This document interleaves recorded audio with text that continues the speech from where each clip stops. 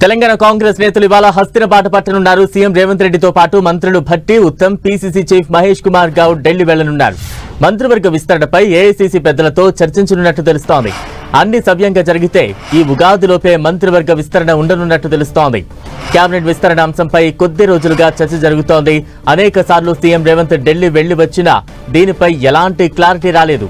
అయితే ఈ సమావేశంలో ముఖ్యంగా కేబినెట్ విస్తరణ అంశమే ఎజెండాగా సమావేశం జరగనున్నట్టు తెలుస్తోంది. ప్రస్తుతం తెలంగాణ మంత్రివర్గంలో 6 బెర్తులు ఖాళీగా ఉన్నాయి. సామాజిక సమీకరణాల ఆధారంగా కేబినెట్ కూర్పు ఉండనున్నట్టు తెలుస్తోంది. ప్రస్తుతం మంత్రివర్గ రేసులో పలువురు నేతలు ముందు వరుసలో ఉన్నారు.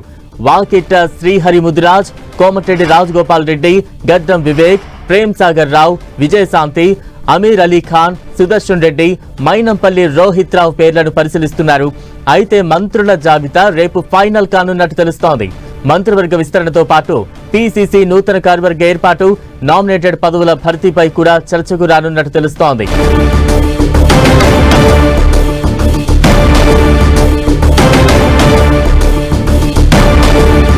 కేబినెట్ విస్తరణపై ఏఐసీసీ కసరత్తుకు సంబంధించి తాజా అప్డేట్స్ అందించేందుకు మా ప్రతినిధి గోపి సిద్ధంగా ఉన్నారు. గోపి, తెలంగాణ మంత్రివర్గ విస్తరణ అంశం సుదీర్ఘకాలంగా పెండింగ్ లో ఉంది. 15 నెలలుగా ముఖ్యంగా మంత్రివర్గ విస్తరణపై చర్చలు జరుగుతున్నాయి. ఇదిగో అదిగో అంటూ సీఎం ఢిల్లీ వచ్చినప్పుడల్లా సుమారు ఇప్పటి వరకు ఆయన సీఎం అయిన తర్వాత 40 సార్లు ఢిల్లీ వచ్చారు. అనేక రాజకీయ అంశాలకు సంబంధించి, పార్టీ వ్యవహారాలకు సంబంధించి ప్రధాని కలవడం సహా. సో ఆయన ఢిల్లీ వచ్చినప్పుడల్లా కూడా ఈ మంత్రివర్గ విస్తరణ ఎప్పుడా అన్న ఒక చర్చ అనేది జరుగుతూ ఉంటుంది. సో ఆయన్ని మీడియా అడిగినప్పుడు కూడా మీరే ఇదంతా నడిపిస్తున్నారు అని చెప్పి రేవంత్ రెడ్డి మాట్లాడుతూ ఉంటారు. సో ఇప్పుడు ఎట్టకేలకు ఈ మంత్రివర్గ విస్తరణకు సంబంధించి ముహూర్తం ఖరారైనట్లుగా తెలుస్తోంది.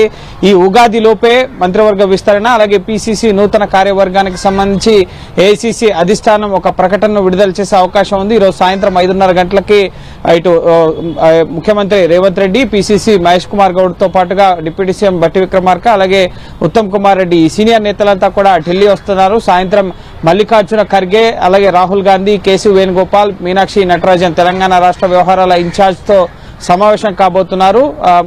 తెలంగాణ రాష్ట్ర వ్యవహారాలకు సంబంధించి మీనాక్షి నటరాజన్ తెలంగాణ ఇన్ఛార్జ్ అయిన తర్వాత ఢిల్లీ వేదికగా అధిష్టాన పెద్దల సమక్షంలో జరుగుతున్న తొలి సమావేశం ఇది. సో ఇప్పటికే ఎమ్మెల్సీ ఎన్నికలు పూర్తయిపోయాయి. సో ముఖ్యంగా ఇంతకుముందు ఎవరికైతే నేతలకు హామీ ఇచ్చారో పదవులు ఇస్తామని చెప్పి, సో అవి కూడా ఫుల్ఫిల్ అయ్యాయి. కాబట్టి ఇప్పుడు మంత్రివర్గ విస్తరణ పైన ఏఐసీసీ అధిష్టానం ఫోకస్ చేసినట్లుగా తెలుస్తుంది. అందులో భాగంగా ఇప్పటి వరకు 12 ముఖ్యంగా ముఖ్యమంత్రితో కలిపి 12 మంత్రి పదవులు ఉన్నాయి. సో 18 వరకు ఎక్స్టెండ్ చేసుకునే అవకాశం ఉంది. సో 6 మంత్రి పదవుల్లో 4 ఎక్స్టెండ్ చేస్తారా, 4టికి అభ్యర్థులను ప్రకటిస్తారా, లేక 6ని ప్రకటిస్తారా అన్న అంశం పైన ఒక చర్చ జరుగుతోంది.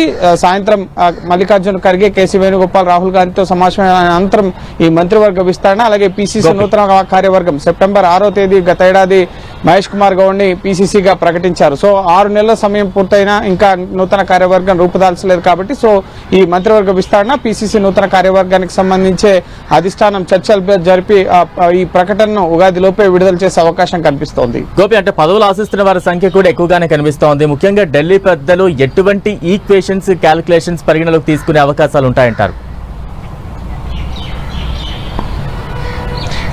పార్టీలో సీనియర్లు, మొదటి నుంచి ఉన్నవారు, అలాగే యువత, ముఖ్యంగా సామాజిక సమీకరణాలు, ముఖ్యంగా ఈ సమీకరణాలన్నింటినీ కూడా దృష్టిలో ఉంచుకొని మంత్రివర్గ విస్తరణలో కానీ, నామినేటెడ్ పదవుల విషయంలో కానీ, లేక పార్టీలో సంస్థాగతంగా నూతన కార్యవర్గంలో ఎవరికి వర్కింగ్ ప్రెసిడెంట్స్ ఇవ్వాలి, ఎవరికి వైస్ ప్రెసిడెంట్స్, అలాగే స్పోక్స్ పర్సన్ సహా పార్టీ అనుబంధ సంఘాలకు సంబంధించిన విభాగాలకు సంబంధించిన నాయకుల్ని కూడా ఎంపిక చేయడం జరుగుతుంది. కాబట్టి సో ఇటు పార్టీలోనూ ప్రభుత్వంలోనూ ఎవరైతే ముఖ్యంగా ఆయా పదవులకు సముచిత న్యాయం చేయగలరో, ఏ సమీకరణాలను బీసీ రిజర్వేషన్లని 42% పెంచుతూ తీర్మానం చేయడం జరిగింది. కాబట్టి సో దాని ప్రాతిపదికన కూడా ఆ పదవులు వస్తాయని చెప్పి బీసీ నేతలు కూడా ఆశాభావం వ్యక్తం చేస్తున్న పరిస్థితి. అయితే ఎన్నికలకు ముందు ఇటు కోమటిరెడ్డి రాజగోపాల్ రెడ్డి కానీ, వివేక్ కి ముఖ్యంగా మంత్రి పదవులు ఇస్తారని అష్యూరెన్స్ ఇచ్చారని ఒక చర్చ జరుగుతుంది. సో వారి పేర్లు ప్రధానంగా వినిపిస్తున్నాయి.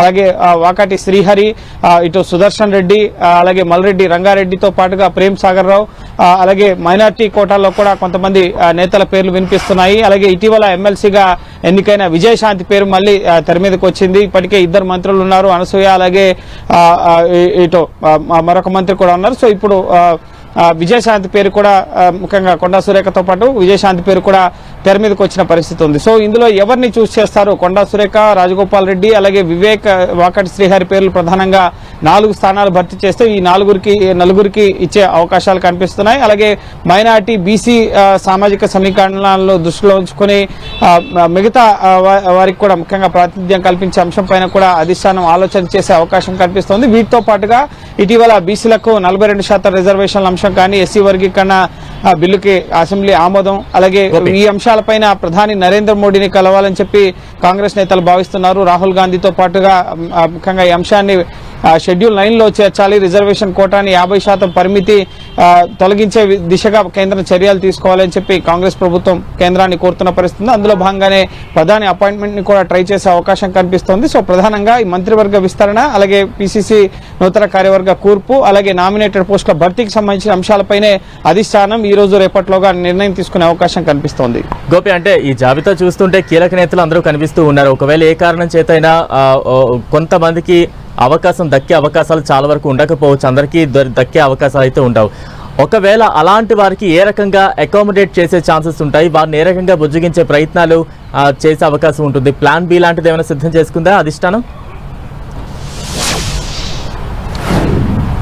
మంత్రివర్గ విస్తరణలో భాగంగా ఇప్పుడున్న వారిని తొలగించి ఆ స్థానంలో కొత్త వారికి అవకాశం కల్పించాలనేది ఒక ఆప్షన్ అయితే, మరొకటి ముఖ్యంగా మంత్రివర్గ విస్తరణతో పాటుగా పిసిసి నూతన కార్యవర్గ కూర్పు జరుగుతోంది. సో ప్రభుత్వంలో పదవులు దక్కని వారికి పార్టీలో కార్యనిర్వాహక అధ్యక్షుడు కానీ, ఇంకా కీలక పదవులు ముఖ్యంగా ఏఐసిసిలోకి తీసుకోవడం కానీ, సో ఈ ఆప్షన్ ఒకటి ఉంది. అలాగే ఇటు పార్టీలో పదవులతో పాటుగా ముఖ్యంగా నామినేటెడ్ పోస్టుల భర్తీకి సంబంధించిన అంశం కూడా ముఖ్యంగా అధిష్టానం పరిశీలన చేస్తోంది. సో అందరినీ సంతృప్తి పరచడం అనేది కాంగ్రెస్ పార్టీలో ప్రతి ఒక్కరూ కూడా మొదటి నుంచి సీనియర్లు, అలాగే చాలా రోజులుగా పార్టీ కోసం కష్టపడి పనిచేస్తున్న వారు, పదవులు ఆశిస్తున్న వారు చాలా జాబితా ఉంది. సో వారందరికీ న్యాయం చేయాలంటే కనుక అది సాధ్యమయ్యేదా అంటే ముఖ్యంగా కాంగ్రెస్ పార్టీ దానికి తగ్గట్టుగా ముఖ్యంగా ప్రభుత్వంలో ఒకవేళ అవకాశం లభించకపోతే కనుక పార్టీలో వారికి ప్రస్తుతం పార్టీ అధికారంలోనే ఉంది కాబట్టి, సో పార్టీలో కీలక పదవులు పిసిసి నూతన కార్యవర్గంలో మహేష్ కుమార్ గౌడ్ సారథ్యంలో ఎవరెవరిని ఏ పోస్టుల్లో ఉంచాలి అన్నది కూడా అధిష్టానమే నిర్ణయించడం జరుగుతుంది. దీనికి సంబంధించిన పిసిసి నూతన కార్యవర్గంలో ఎవరెవరు ఉండాలి అన్న అంశాలకు సంబంధించి కూడా రాష్ట్ర నాయకుల అభిప్రాయాల్ని అధిష్టానం తెలుసుకోవడం జరుగుతుంది. అందులో భాగంగా గతంలో పిసిసిగా పనిచేసిన ఉత్తమ్ కుమార్ రెడ్డి, ఆయన ప్రస్తుతం మంత్రిగా ఉన్నారు. అలాగే ఆ తర్వాత రేవంత్ రెడ్డి, ఆయన పిసిసిగా పనిచేసి ముఖ్యమంత్రి అయ్యారు. సో బట్టి విక్రమార్క డిప్యూటీ సీఎంగా పార్టీని అధికారంలోకి తీసుకురావడంలో కీలక పాత్ర పోషించిన వ్యక్తిగా, అలాగే పార్టీలో ఎవరు మొదటి నుంచి ఉన్నవారు, ఎవరు పార్టీ కోసం కష్టపడుతున్నారు, సో వీటన్నిటిని ప్రస్తుతం పిసిసిగా ఉన్న మహేష్ కుమార్ గౌడ్, సో వీరందరి సమాలోచనలు తీసుకున్న తర్వాత ఎవరెవరికి ఏ పదవులు ఇవ్వాలి, ముఖ్యంగా వారిని ఎక్కడ అకామిడేట్ చేయాలి, అలాగే సామాజిక సమీకరణాలు కూడా ఇక్కడ చాలా ముఖ్యం. బీసీలకు రిజర్వేషన్లు పెంచుతూ తీసుకున్న నిర్ణయం తర్వాత ముఖ్యంగా మంత్రివర్గ విస్తరణ కానీ, అలాగే ఇటు పిసిసి నూతన కార్యవర్గం కానీ ఏర్పాటు కానీ జరుగుతుంది కాబట్టి, సో ఖచ్చితంగా బీసీలకు ఎక్కువ ప్రాధాన్యత కల్పించాలని చెప్పి బీసీలు కూడా డిమాండ్ చేసే అవకాశం ఉంది కాబట్టి, అలాగే డిప్యూటీ సీఎంగా బీసీని ఎందుకు ఉంచట్లేదు అన్న ఒక చర్చ కూడా తెలంగాణలో జరుగుతున్న పరిస్థితి ఉంది. మీరు అసెంబ్లీలో తీర్మానం చేయడం, కేంద్రంలో అది జరుగుతుందా జరగదు, ఎందుకంటే ముస్లిం కోటాని కూడా బీసీలో కలిపేశారు. దీని పట్ల బీజేపీ అభ్యంతరం వ్యక్తం చేస్తున్న నేపథ్యంలో సో